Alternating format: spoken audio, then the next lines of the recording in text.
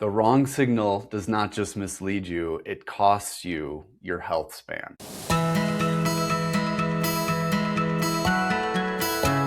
We're going to meet Barry. So Barry walked in with his AARP article, and he's a retired farmer. He had fingers like sausages. And I was just amazed when I shook his hand. He nearly broke mine. But his grip strength was phenomenal, off the charts. His grip strength was so good that I said, wow, that's really impressive, Barry. Why do you need me? But he had 2 falls in the past month, and he was, how do I say, overconfident in his abilities. He didn't think he needed his cane. He just brought it to show me it. And he was resting on this grip strength article that he had brought in from AARP, which is great. We know grip strength does predict longevity outcomes in large population studies. That's real data that I have no problem agreeing with. But my problem with people like Barry and other folks that I work with who also have a strong grip strength just by nature of the activities that they do is you're turning that proxy. So you're saying, okay, my grip strength's good. I'm at the top of my age group. I don't need to worry about my balance or my leg strength, because he had crazy strong grip strength, and which is awesome. But then on the other end of that, he had 2 falls in the last month. So something didn't add up. He did not have a strength in his hands problem. He honestly didn't have a leg strength issue either. But we can't let our strong grip finance the rest of our strength.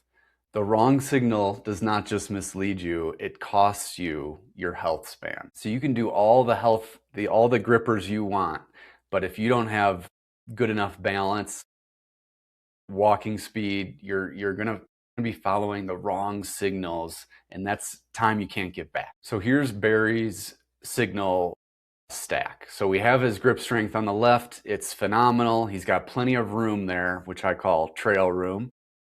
He's got a big buffer between his needs and his capacity. But remember, this signal stack is not a one-size-fits-all method.